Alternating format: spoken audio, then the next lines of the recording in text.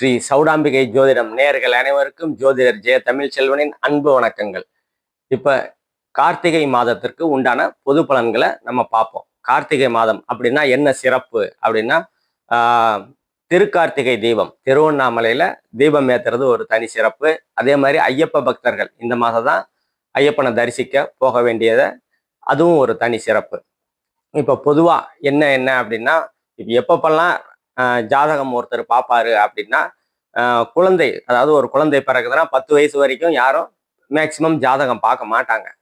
எப்போ பார்ப்பாங்கன்னா, அந்த குழந்தைக்கு ஏதாவது உடல் உபாதைகள் ஏதாவது இருந்ததுன்னா பார்ப்பாங்க. அதுக்கு பிற்பாடு எப்போ பார்ப்பாங்க,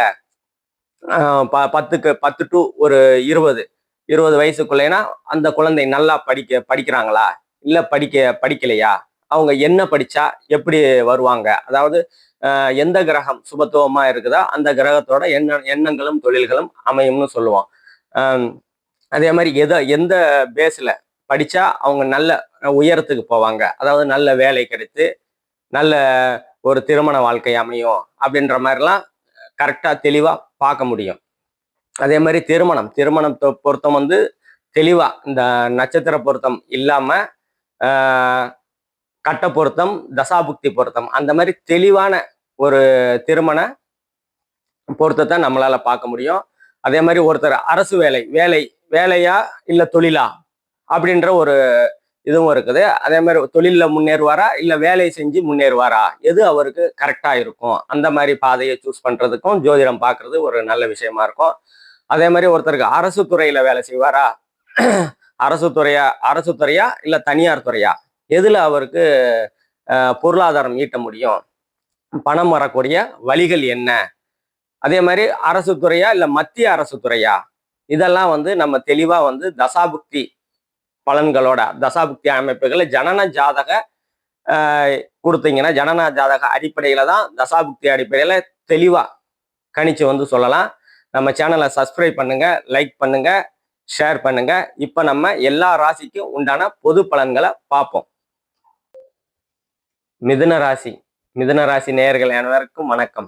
மிதுன ராசி வந்து புதன், உங்க ராசிநாதன் வந்து முதல் 10 நாள் உங்க ராசிக்கு 5ஆம் இடம் வந்து அதிர்ஷ்டத்தை குறிக்கக்கூடிய இடம். முதல் 10 நாள் வந்து உங்க ராசிக்கு 5ஆம் இடத்துல இருப்பாரு. அதுக்கப்புறம் 20 நாள், ஒரு 16 நாள் விருச்சகம் உங்க ராசிக்கு 6ஆம் இடத்துக்கு போயிடுவாரு. முதல் 10 நாட்கள் வந்து உங்கள் அதிர்ஷ்டம் நல்லா இருக்கும், நல்ல சிந்தனை, நல்ல எண்ணங்கள், முக்கியமா காதல், ஏன்னா சுக்கரனோட வீட்டுல இருப்பாரு. இந்த காதல் நிறைவேறக்கூடிய தன்மைகள்லாம் மிதுன ராசிக்காரங்களுக்கு இந்த காலகட்டத்துல உங்களுக்கு நல்லபடியா இருக்கும். முதல் 13 நாட்கள் உங்க ராசிக்கு 2ஆம் இடத்துல குரு பகவான் உச்சமா இருப்பாரு.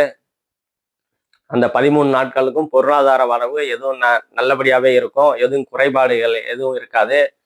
குடும்பத்துல போன மாசம் வரைக்கும் இருந்து வந்த கருத்து வேறுபாடுகள்லாம் நீங்கி ஒற்றுமைகள் உயரக்கூடிய அமைப்புகள் நல்லாவே இருக்கும்.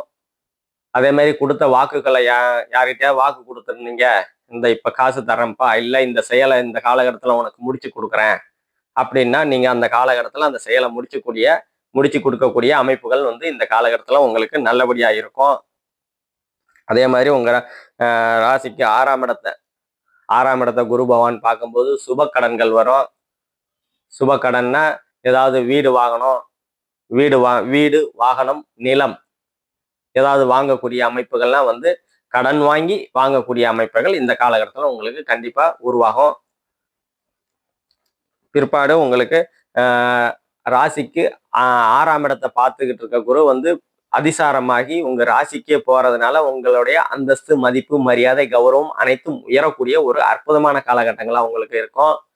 அதே மாதிரி உங்க ராசிக்கு 7ஆம் இடத்தை பார்ப்பாரு குரு 17 நாட்கள். இந்த மாசத்துல போன மாசம் வரைக்கும் கணவன் மனைவி ஏதாவது பிரிவு, சண்டை சச்சரவு, கருத்து வேறுபாடு இருந்தது அப்படின்னா இந்த காலகட்டத்துல அதெல்லாம் வந்து சரியாகக்கூடிய தன்மைகள். அந்த கருத்து வேறுபாடெல்லாம் நீங்க அவங்கள புரிஞ்சுப்பீங்க, அவங்க உங்களை புரிஞ்சுப்பாங்க. புரிந்து கொண்டு ஒரு சமரசமான சூழ்நிலைகள் இந்த காலகட்டத்துல கண்டிப்பா உருவாகக்கூடிய தன்மைகள் உண்டுங்க. அதே மாதிரி உங்க ராசிக்கு 10ஆம் இடத்தை குரு பகவான், சனி பகவான் 10ஆம் இடத்துல இருந்தாலும் அந்த சனியை குரு பார்க்கும்போது, உச்ச குருவாகி பார்க்கும்போது முதல் 13 நாட்கள் வந்து தொழில்கள் நல்லா போகக்கூடிய தன்மைகள், அதாவது தொழில்கள் தொழில்ல ஒரு முன்னேற்றம் அடையக்கூடிய தன்மைகள் உங்களுக்கு கண்டிப்பா நல்லபடியா இருக்கும். அதே மாதிரி 11ஆம் இடத்தை சுக்கிரன் முதல் 10 நாள் பார்ப்பாரு. 10 நாள் பார்க்கும்போது லாபஸ்தானம். 11ஆம் இடங்கிறது லாபஸ்தானம். லாபங்கள் உயரக்கூடிய அமைப்புகள் நல்லா இருக்கும். அதே மாதிரி மூத்த சகோதர சகோதரிகளால் அனுகூலங்கள், ஆதாயங்கள் இருக்கக்கூடிய தன்மைகள் இருக்கும். அதே மாதிரி மறுமணம். ஏன்னா முதல் திருமணம் வந்து சரியில்லாம இருந்துட்டு 2வது திருமணத்திற்காக ரெடி ஆகிட்டு இருக்கிறவங்க, பார்த்துக்கிட்டு இருக்கிறவங்களாம் கண்டிப்பா இந்த காலகட்டத்தில் 2வது திருமணம் வாய்ப்புகள்லாம் கைகூடி வரும். அதே மாதிரி உங்க ராசிக்கு 12ஆம் இடத்தை சனி பார்ப்பாரு, 3ஆம் பார்வையா பார்ப்பாரு. விரயங்கள் வந்து தடுக்கப்படும். வீண் விரயங்களை வந்து செலவு பண்ண முடியாது. அந்த மாதிரி அமைப்புகள் இருக்கும். அதே மாதிரி உங்க ராசிக்கு 4ஆம் இடத்தை சனி பகவான் பார்க்கும்போது தாய் மீது கொஞ்சம் கவனமா இருக்கிறது நல்லது.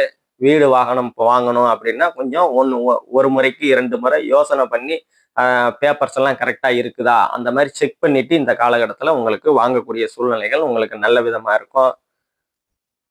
அதே மாதிரி 7ஆம் இடம் உங்க ராசிக்கு 7ஆம் இடத்தை பார்க்கறதுனால நண்பர்கள்கிட்ட கொடுக்கல் வாங்கலாம் கொஞ்சம் கவனமா இருக்கணும். இந்த காலகட்டத்தில் உங்களுக்கு நட்பு, கணவன் மனைவி அது இந்த விஷயத்துல எல்லாம் கொஞ்சம் கவனமா இருக்கிறது உங்களுக்கு நல்லது. யார்கிட்டையும் காசு கொடுத்து ஏமாறக்கூடிய சூழ்நிலைகளை நீங்களே உருவாகும். ஆனா நீங்க கொஞ்சம் கவனமா இருக்கிறது உங்களுக்கு இந்த காலகட்டத்தில் நன்மையை கொடுக்கும். நம்ம பார்த்துக்கிட்டது இப்ப வந்து பொது பலன்கள் தாங்க. துல்லியமான பலன்கள்ன்றது ஜனனகால ஜாதகப்படி தசாபுக்தி அமைப்புல தான் துல்லியமான பலன்கள் வந்து இருக்குது.